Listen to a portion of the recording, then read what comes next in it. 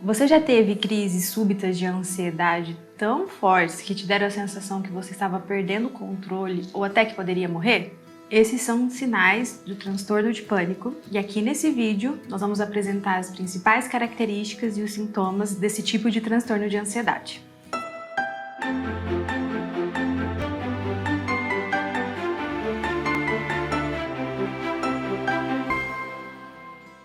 Seja bem-vindo ao canal Saudavelmente. Aqui nós apresentamos vídeos semanais de psiquiatria, psicologia, com o objetivo de trazer a saúde mental de uma forma leve e descomplicada.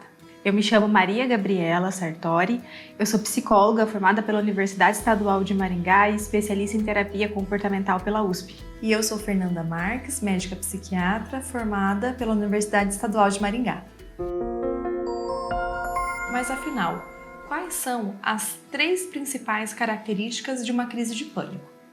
A primeira característica é que são crises agudas, ou seja, elas acontecem de uma maneira muito repentina. O paciente não consegue prever nem dia, nem local e nem o horário do seu acontecimento. Inclusive, elas podem acontecer durante o sono e acordarem o paciente. A segunda característica é que elas são crises imotivadas, ou seja, para o acontecimento de uma crise de pânico não é necessário que exista um agente ou um fator desencadeante, diferente do que muita gente pensa. As pessoas geralmente denominam o pânico como eu passei por uma situação e entrei em pânico. Na verdade, o pânico tem como característica ser imotivado. E a terceira característica é que essas crises elas são autolimitadas, ou seja, apresentam uma curta duração e cessam espontaneamente. Nós já falamos aqui no canal em vídeos anteriores a respeito dos transtornos de ansiedade, das suas subdivisões, de quais são as principais características, então se inscreva para assistir esses vídeos. Mas aqui no vídeo de hoje nós vamos falar um pouco mais detalhadamente a respeito deste transtorno de ansiedade que é chamado transtorno de pânico. E afinal, qual é a principal diferença entre um transtorno de ansiedade generalizada e um transtorno de pânico? O transtorno de ansiedade generalizada, ele cursa com sintomas de ansiedade que acontecem de uma forma um pouco mais contínua, podendo cursar com agudizações, com fases de remissão, mas geralmente eles persistem por minutos, dias, horas e até meses.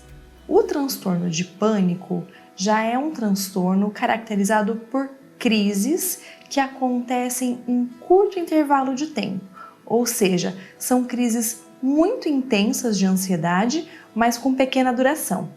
Ou seja, o paciente com transtorno de ansiedade generalizada, ele sente aquela tensão, aquela sensação de apreensão, angústia, inquietude, medos, podendo cursar com sintomas físicos também, mas esses sintomas o acompanham de forma mais contínua, podendo em alguns períodos do dia se intensificar. Já os pacientes que apresentam crises de pânico apresentam crises muito agudas, com esses mesmos sintomas de ansiedade, só que elevados em potência no que diz respeito à intensidade. Ou seja, eles apresentam de uma forma súbita e imotivada, como eu já disse, sintomas como o coração muito acelerado, a sensação de um aperto muito grande no peito, falta de ar, formigamentos pelo corpo, sensação de que estão perdendo as forças, muitas vezes com tontura, náusea, diarreia, ou seja, uma sensação horrível de que eles vão perder o controle, morrer, ou a sensação de que eles estão infartando e que precisam urgentemente de um atendimento médico. Essas crises de pânico duram aproximadamente de 15 a 30 minutos e elas cessam de maneira espontânea. Muitas vezes os pacientes persistem com alguma sensação de ansiedade após a crise, mas nada comparado com aquela intensidade de sintomas que eles apresentaram durante o episódio. Uma crise de pânico pode acontecer com qualquer um de nós ao longo da vida. Aproximadamente 1 a cada 4 pessoas pode experimentar uma crise de pânico ao longo da vida, e ela não necessariamente precisa ser tratada. Agora, quando o paciente começa a apresentar essas crises de forma recorrente, ou seja, elas começam a acontecer com alguma frequência, aí nós caracterizamos a presença de um transtorno de pânico, ou seja, um conjunto de crises, e isso precisa de tratamento. E as 3 principais consequências que o transtorno de pânico acaba gerando no paciente são: primeira, ficar com uma preocupação constante sobre ter uma crise, porque como as crises acontecem de uma forma súbita, o paciente ele fica constantemente com aquela sensação, com aquele medo de vivenciar uma outra crise. A segunda consequência é ficar com uma preocupação constante das implicações que o ataque de pânico pode estar gerando nele. Um dos maiores medos de quem sofre com síndrome do pânico é enlouquecer ou chegar até a morrer. A terceira consequência é uma mudança significativa em questões comportamentais. Por quê? Ele começa a ficar com tanto medo, tão apreensivo, tão constantemente pensando no que pode acontecer, de vir a ter outra crise, no que pode ter como consequência em relação a ele, e acaba evitando assim lugares e contato com as pessoas.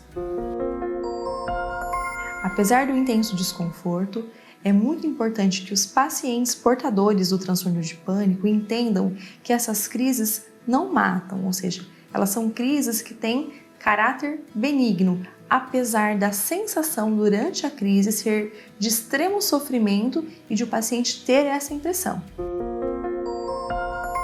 Nós vamos trazer aqui no canal, posteriormente, vídeos falando sobre como funciona o tratamento para o transtorno de pânico, tanto medicamentoso quanto psicológico. Então, se você se identificou com algo que foi dito aqui nesse vídeo, é importante frisar que ele não substitui uma avaliação médica e psicológica, e fica a orientação, então, de você procurar um profissional especialista na área. Se você gostou desse vídeo, te convidamos a curtir, deixar seu comentário com as suas dúvidas, se inscrever aqui no canal e ativar o sininho para não perder os nossos próximos conteúdos. Um beijo e até breve!